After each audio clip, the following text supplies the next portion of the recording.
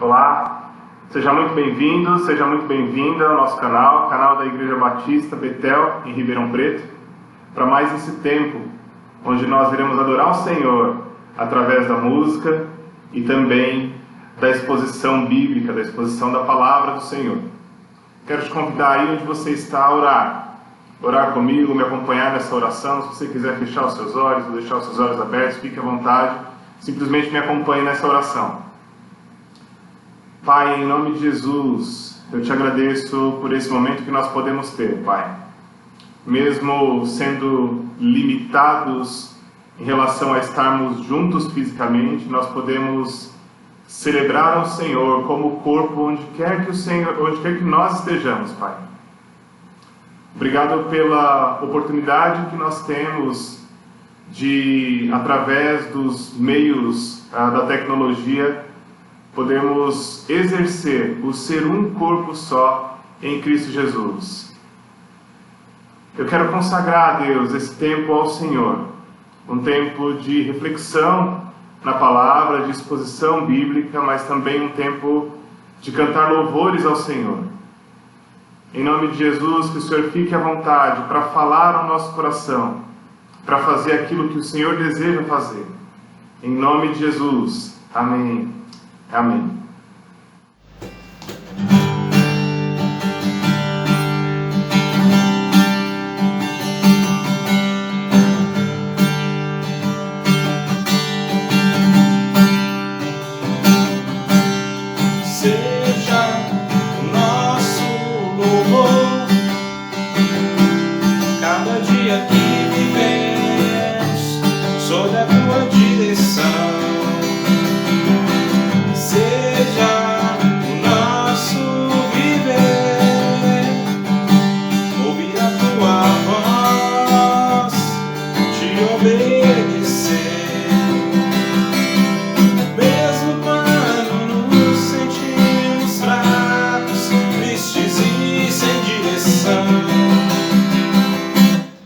Serás a nossa força e a nossa salvação. Tu serás a alegria do nosso coração. O Senhor é a nossa força e a nossa salvação. Ele é a alegria do nosso coração. Seja nosso louvor cada dia que vivemos sobre a tua direção. Seja o nosso viver ouvir a tua voz, te obedecer.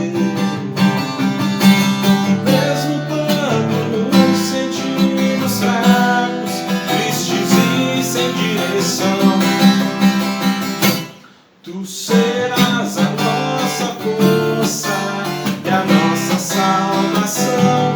Tu serás a alegria do nosso coração. O Senhor é a nossa força e a nossa salvação. Ele é a alegria do nosso coração. Tu serás a nossa força e a nossa salvação.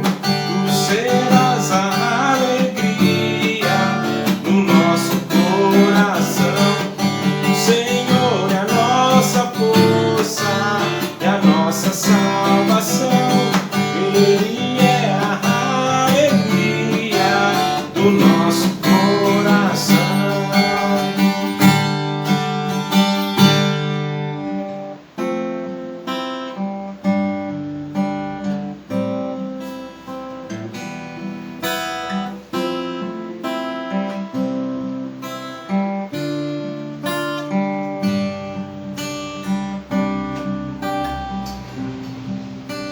Espírito,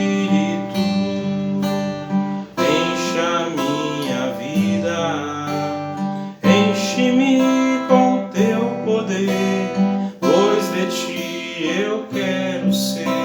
Espírito, enche o meu ser. Espírito, enche a minha vida. Enche-me com teu poder, pois de ti eu quero ser. Espírito, enche o meu ser. As minhas mãos eu quero levantar e em louvor te adorar. Meu coração eu quero derramar diante do teu altar. Espírito, enche a minha vida. Enche-me com teu poder, pois de ti eu quero ser. Espírito, enche o meu ser. As minhas mãos eu quero levantar e em louvor te adorar. Meu coração eu quero derramar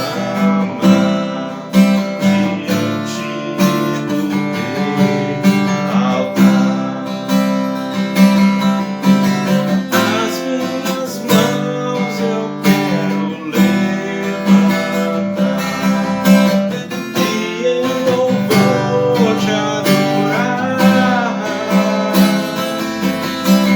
Meu coração eu quero derramar diante do teu altar. Diante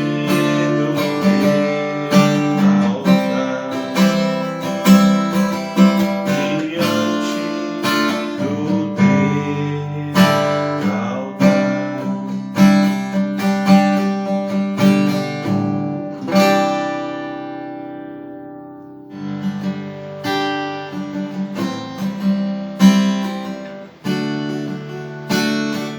tudo que for verdadeiro, honesto e justo, tudo que há de mais bonito, puro e amável. Se houver algum louvor, se houver virtude, seja isto a inspirar o nosso pensamento, para que não haja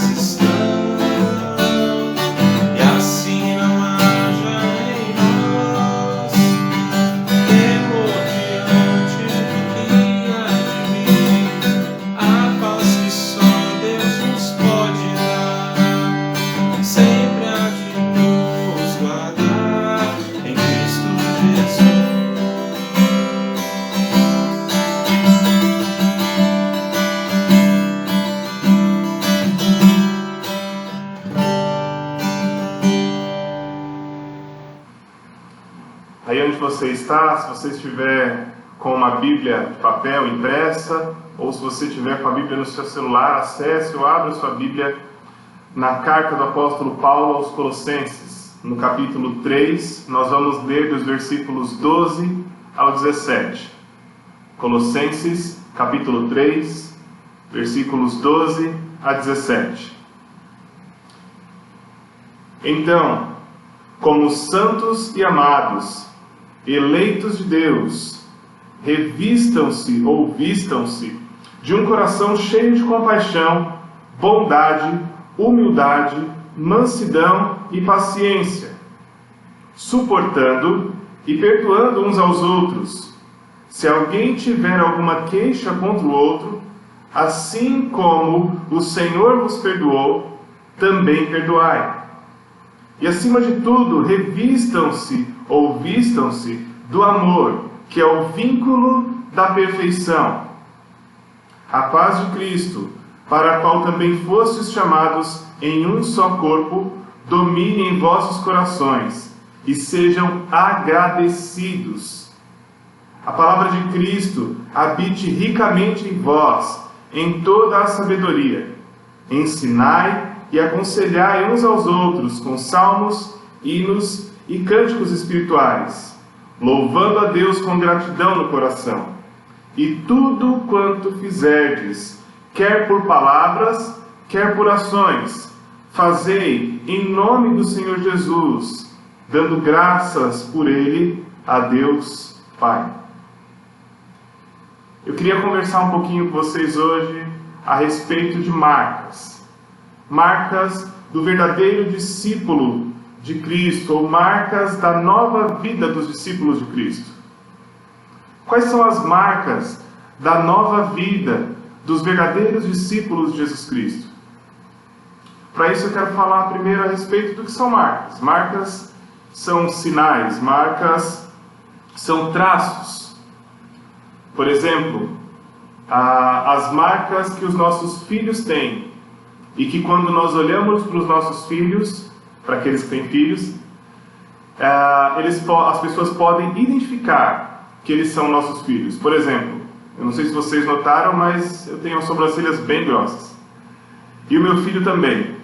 E isso é uma marca, é um traço que ele tem que é parecido comigo. E que muitas vezes, para muitas pessoas, o identifica comigo. Quais são as marcas que nos identificam com Cristo? Quais são as marcas que nos identificam como filhos de Deus? Nesse tempo que nós estamos vivendo, é importante nós refletirmos a respeito disso, porque é um momento crucial para que nós possamos demonstrar essas marcas e assim demonstrar qual é de fato a nossa filiação como filhos de Deus que nós somos. Falando um pouquinho a respeito do contexto de Filipenses, antes de entrar no texto especificamente, Paulo, quando ele escreve essa carta, ele está preso, ali no começo dos anos 60 depois de Cristo. Ele escreve essa carta aos Filipenses numa época em que haviam algumas seitas que estavam pregando, estavam disseminando heresias, ensinos errôneos, ensinos errados a respeito de Cristo. Especificamente, uma coisa que eles falavam de Jesus é negar a divindade de Jesus Cristo. E o apóstolo Paulo, então, escreve essa carta para essa igreja que não foi fundada por ele, mas foi fundada por Epáfras. E ele escreve essa carta para advertir aqueles irmãos que viviam ali em Colossos. E nesse trecho que nós lemos, dos versículos 12 ao 17, nós vemos então Paulo ressaltando algumas marcas que o verdadeiro discípulo de Jesus Cristo deveria ter na sua vida. E é sobre isso que eu queria falar mais um pouquinho com vocês hoje. A primeira marca que nós podemos ver ali no versículo 12, na parte A do versículo, na primeira parte do versículo, é a marca de uma nova vida, ou uma nova condição, na verdade. A marca de uma nova condição. Que nova condição é essa? O versículo 12, nessa primeira parte, ele diz que os colossenses, eles são santos, eles são amados e eles são eleitos de Deus. Santos, amados e eleitos de Deus. E é interessante falar dessa nova condição aqui, porque num outro momento, enquanto não havia um relacionamento com Jesus Cristo, os colossenses não podiam ser chamados de santos. Porque se não há um relacionamento com Cristo, se não há uma entrega da vida a Cristo, um reconhecimento de que Cristo na cruz pagou pelos pecados, então você ainda está, ou a pessoa ainda está numa antiga condição. Numa condição que ela ainda é culpada pelos seus pecados. Que ela ainda será julgada baseada nos seus pecados. Que ela ainda não foi justificada. Mas o apóstolo Paulo diz que eles são santos. E o que isso quer dizer? Ser santo significa ser separado para o uso exclusivo de Deus. Mas ser santo também significa dizer que outrora eles eram dignos de condenação, mas por causa do sacrifício de Jesus, já não havia mais condenação para eles. Pois já não há condenação para aqueles que estão em Jesus Cristo. Quando nós olhamos para Romanos capítulo 3, se você puder abrir aí, Romanos 3, os versículos 23 e 24, olha só o que dizem esses versículos. Pois todos pecaram e não alcançam o padrão da glória de Deus. Algumas versões dizem estão destituídos ou estão separados da glória de Deus. Mas Ele, em sua graça, nos declara justos por meio de Cristo Jesus, que nos resgatou do castigo por nossos pecados. O que esse texto está dizendo é que todos pecaram e nós não conseguimos, pelos nossos próprios méritos, alcançar o padrão de Deus, a glória de Deus. Mas o texto continua dizendo, olha só o versículo 24, em sua graça, nesse favor imerecido de Deus, Ele nos declara justos, justificados, Ele nos declara santos, por meio de Jesus Cristo. E essa é a primeira característica de uma nova condição, essa marca do verdadeiro discípulo de Jesus Cristo. Ser santo, ser separado para o uso exclusivo de Deus, ter sido justificado e ter sobre si agora não os próprios méritos que não valem de nada, mas os méritos de Cristo Jesus, que foi morto na cruz e ressuscitou ao terceiro dia. Segunda característica de uma nova condição, dessa marca do verdadeiro discípulo de Jesus Cristo, é ser amado. E a Escritura vai dizer que Ele nos amou tanto, Deus nos amou tanto, que enviou o seu único Filho, Jesus Cristo, para todo aquele que depositar nele a sua fé, que nele crê, não morra eternamente, mas tenha vida eterna. Esse é o amor de Deus expresso através de Jesus Cristo para a minha vida, para a sua vida. E por isso, então, assim como para nós foi expresso, isso também foi expresso para a vida dos colossenses, da igreja de Colossos, daqueles que tinham depositado sua fé em Cristo Jesus. E agora eles podiam, então, ter essa característica, dessa marca da nova condição, que é ser amados, ou serem amados de Deus. Terceira característica dessa marca, que é a nova condição, é ser eleito, é ser escolhido por Deus. Abra num outro texto da Escritura Sagrada, que está em João capítulo 15, versículo 16. Evangelho de João, capítulo 15, versículo 16. E vamos ver o que diz a Escritura.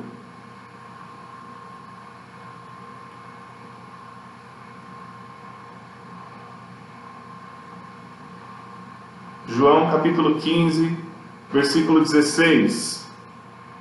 Vocês não me escolheram, eu os escolhi. Eu os chamei para irem e produzirem frutos duradouros, para que o Pai lhes dê tudo o que pedirem em meu nome. Não fomos nós que escolhemos ao Senhor, foi Ele quem nos escolheu, e por isso nós podemos ser chamados de eleitos, de escolhidos de Deus. E os colossenses podiam ser chamados assim. Então essas três características são as características dessa marca de uma nova condição. Marca de uma nova condição de vida. Marca daqueles que pertencem a Jesus Cristo e que são verdadeiros discípulos. Primeira característica dessa marca é que nós podemos ser chamados de santos. Segundo, nós podemos ser chamados de eleitos por Deus. E nós podemos ser chamados também de amados.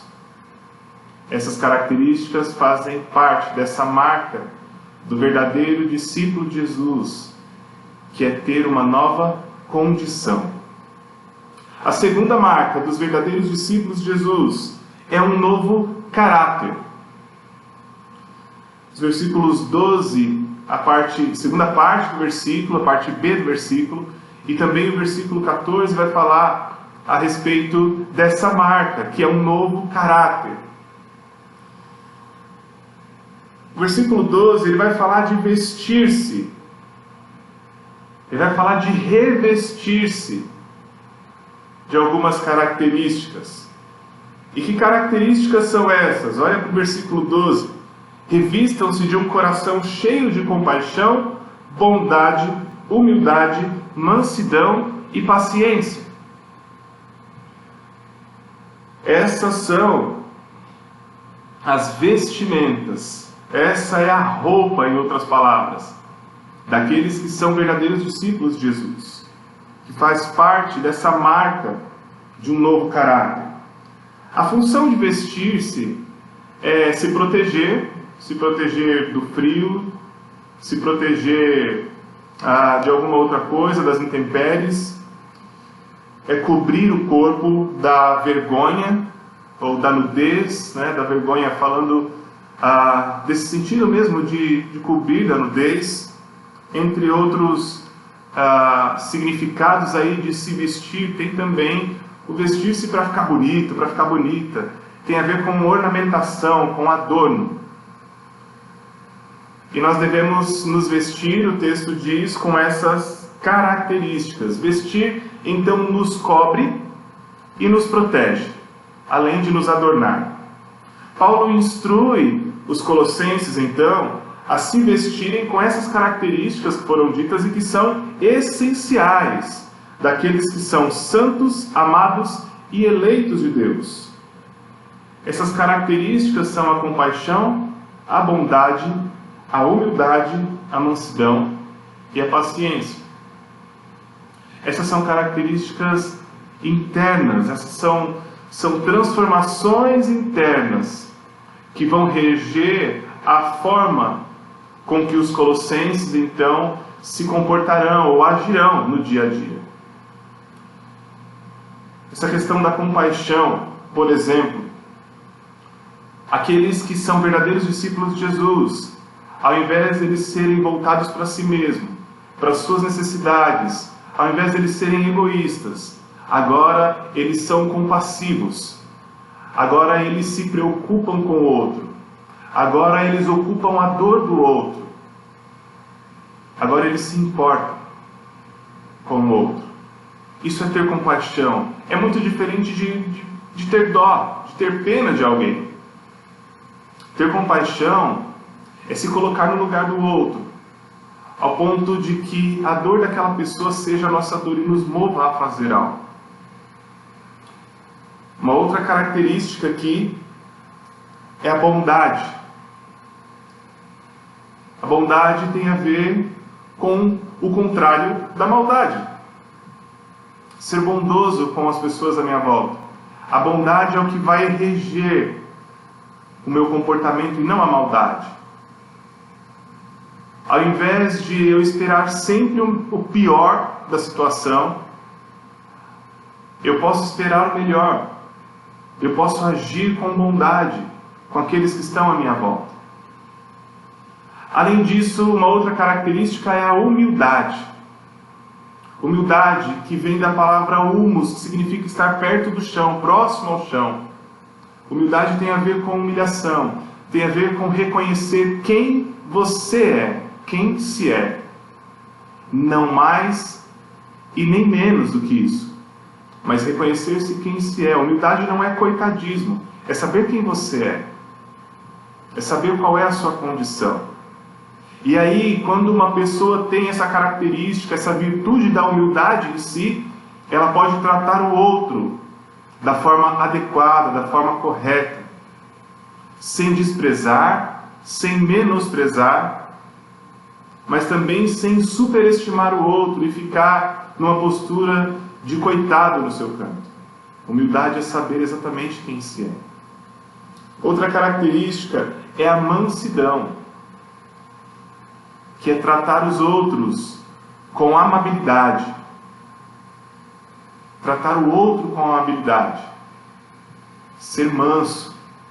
E é interessante que Jesus, falando a seu respeito, ele fala que ele é manso e humilde de coração. Percebe como essas características, elas vão se tornando marcas da nossa filiação de Deus, da nossa semelhança com Jesus.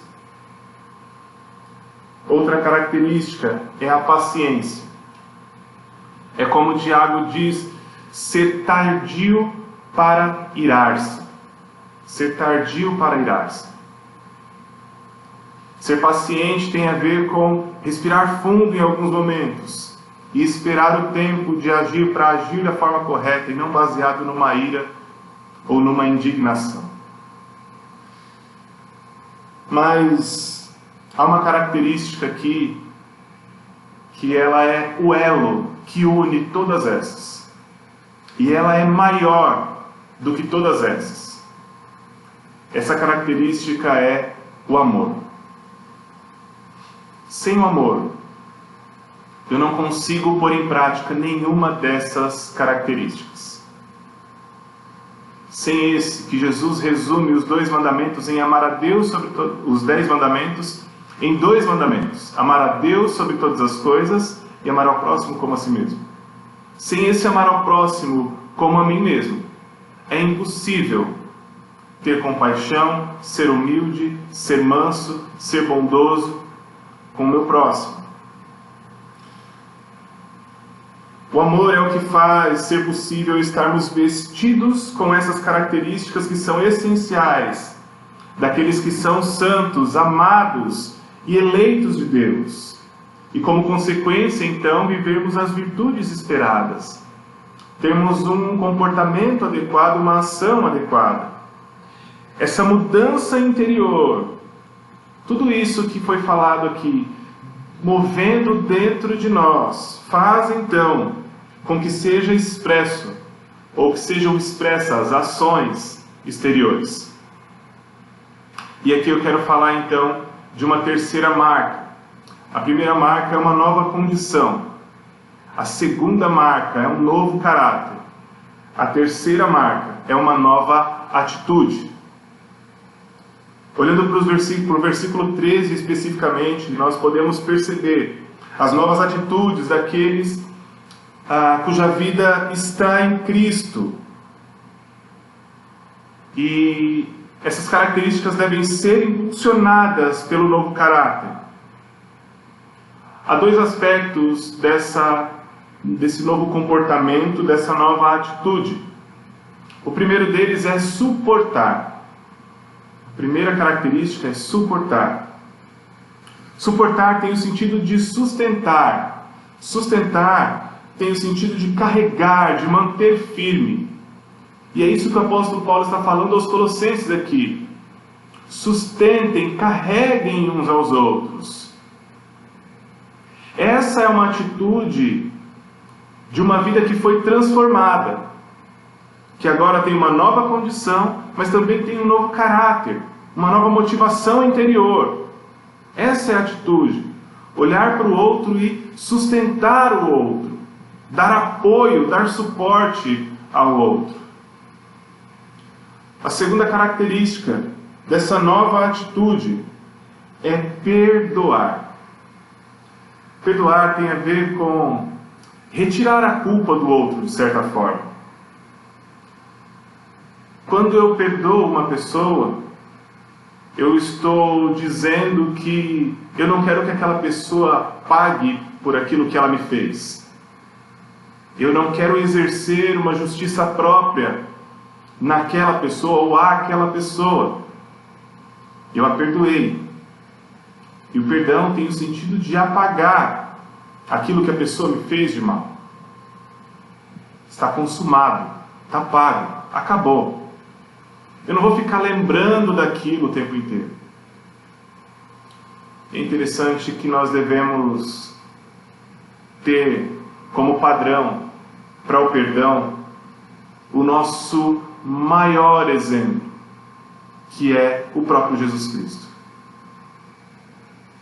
Quando Jesus está ensinando a oração do Pai Nosso, Ele diz para nós orarmos assim: Pai, perdoa as nossas ofensas, assim como nós perdoamos a quem nos tem ofendido, ou os nossos devedores, os nossos ofensores. O padrão do perdão é aquele que foi cuspido, aquele que foi traído, aquele que foi morto, e que ainda assim oferece perdão. Naquele momento de dor de Jesus Cristo, pendurado na cruz, sendo acusado injustamente, Ele diz: Pai, perdoa-lhes, porque eles não sabem o que fazem. Ele exerce perdão no pior momento da sua vida aqui na terra. É esse o padrão de perdão que nós devemos ter. Então, como atitude, essa marca de uma nova vida dos discípulos de Deus, de Jesus Cristo, nós devemos ter também uma nova atitude. Além disso, nós precisamos ter uma nova, ou nós podemos ter, na verdade, uma nova segurança. Nós não precisamos mais ficar seguros da nossa própria força, mas nós podemos desfrutar de uma paz que, como diz Jesus, ela vai além de todo entendimento. Quando o nosso caráter é transformado por Cristo, ao ponto de mudar as nossas atitudes, nós podemos então experimentar essa paz que Jesus Ele promete. Eu vos deixo a minha paz vos dou. Essa paz que só Ele pode dar, que é independente de qualquer momento que se esteja vivendo. É independente de tudo aquilo que é exterior, de tudo aquilo que é circunstancial. É uma paz que nos enche e nos preenche, e que vai além do nosso entendimento, vai além daquilo que nós possamos compreender. E as obras, então, a nossa caminhada será uma demonstração de fé, de confiança, de entrega a esse Deus.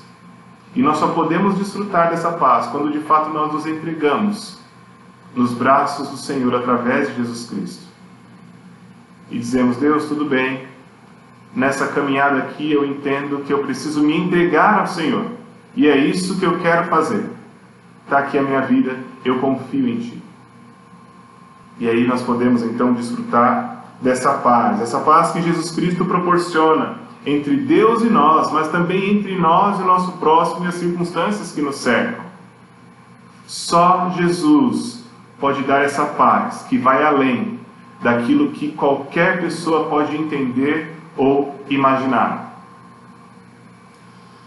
Por fim, essas marcas que foram ditas aqui, uma nova condição, um novo caráter, uma nova atitude e uma nova segurança, elas culminam então em uma última marca, que é uma nova vida.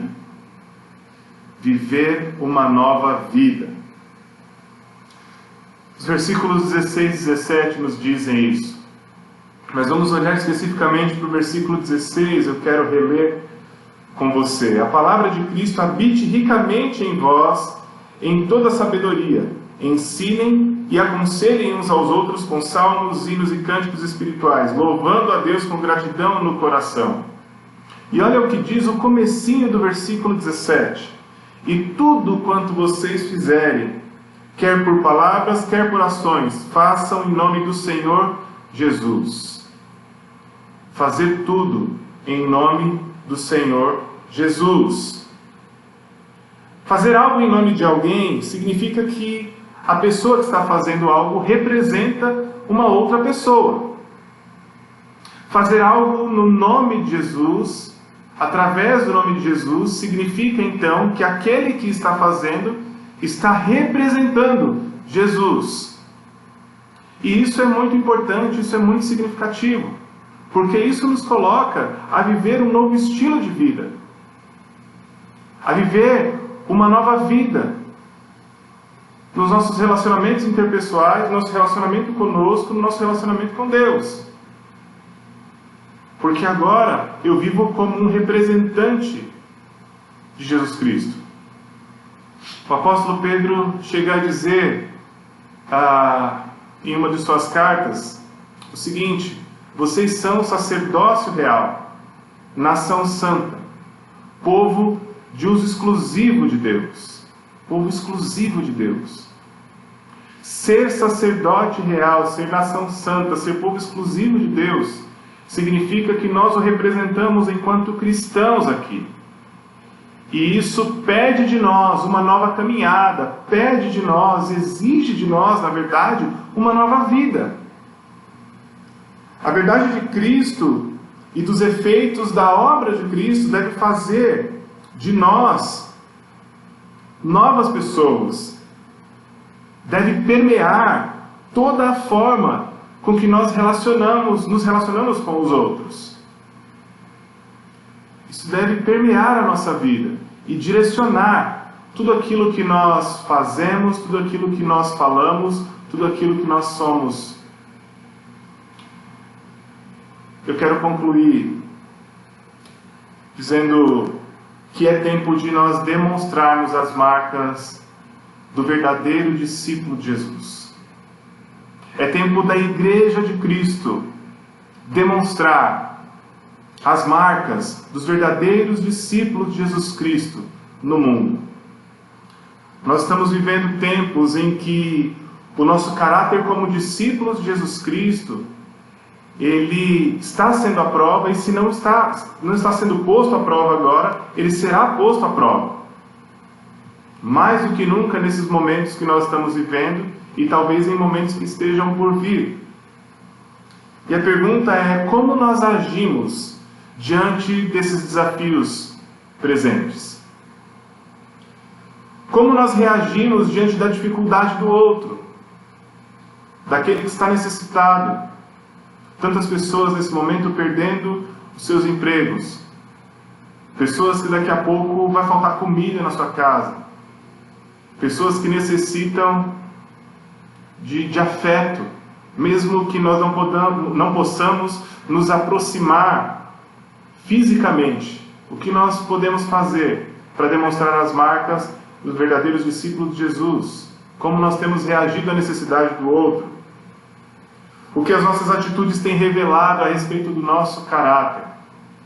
Qual marca nós temos deixado nesse mundo?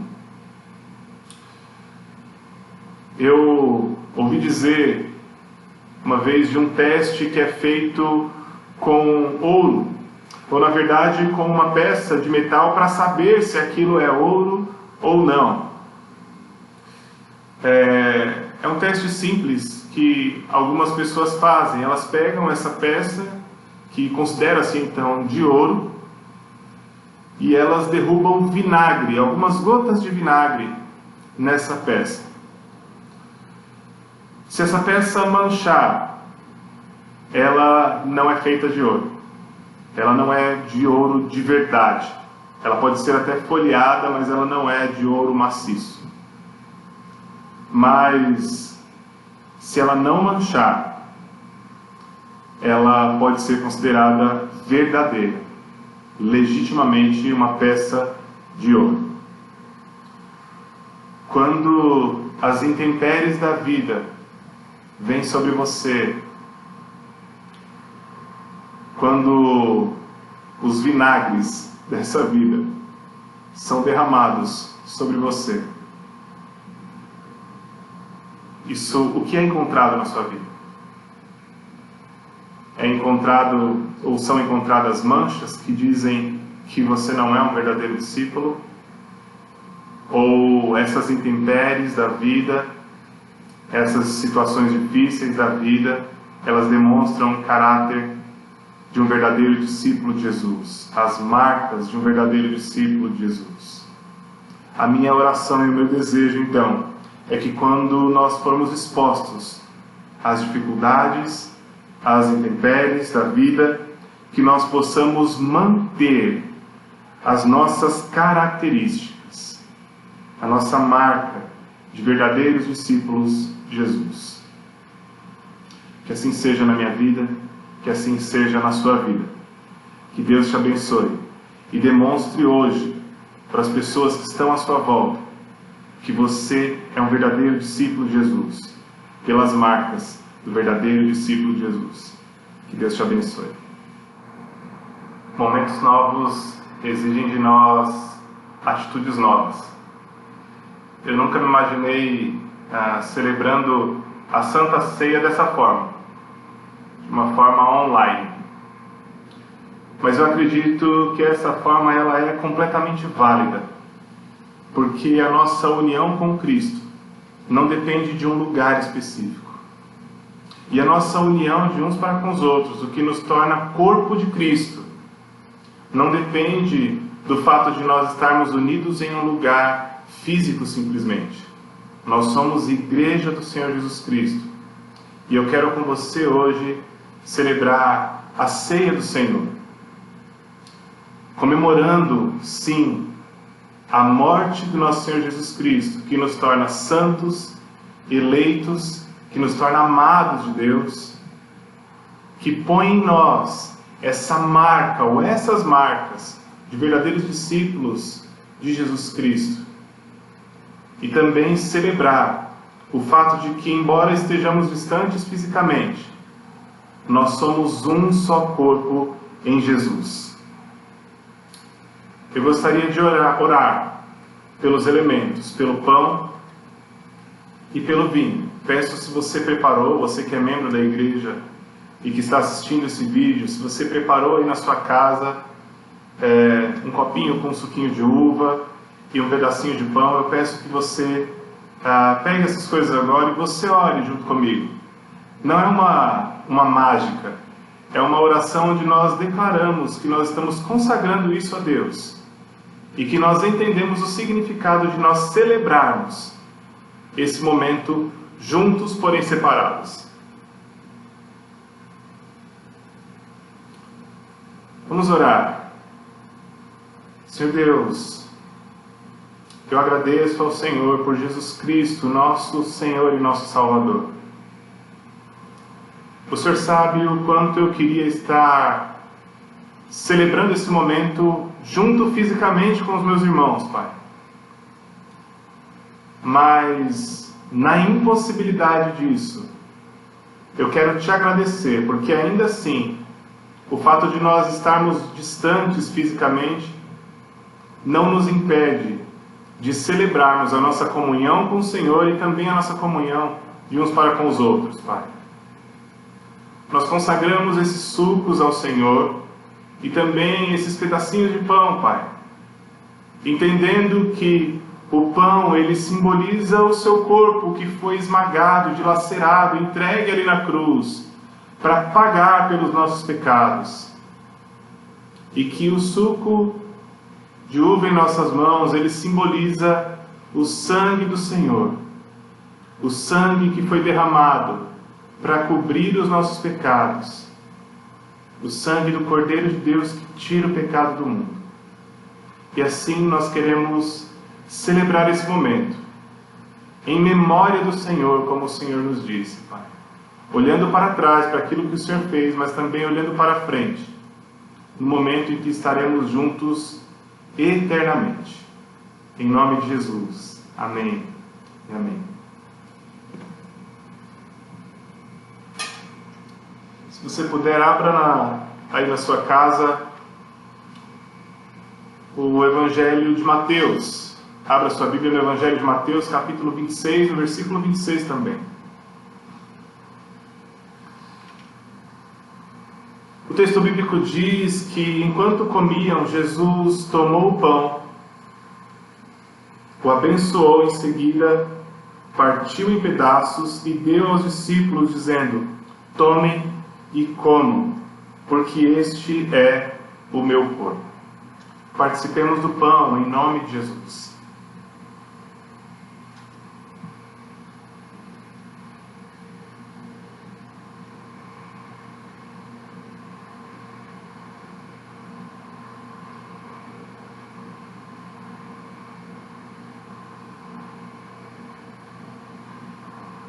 O versículo 27 diz: então tomou o cálice de vinho e agradeceu a Deus. Depois entregou aos discípulos e disse: cada um beba dele, porque este é o meu sangue, que confirma a aliança. Ele é derramado como sacrifício para perdoar os pecados de muitos. Participemos do cálice em nome do nosso Senhor Jesus Cristo.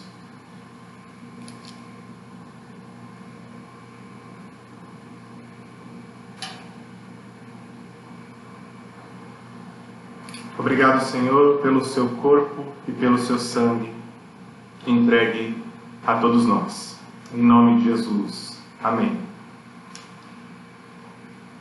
Não se esqueça da nossa comunhão com o Senhor. Não se esqueça que nós temos comunhão com o outro, possibilitada por esse sacrifício que nós acabamos de celebrar aqui. Que Deus te abençoe. Uma ótima semana.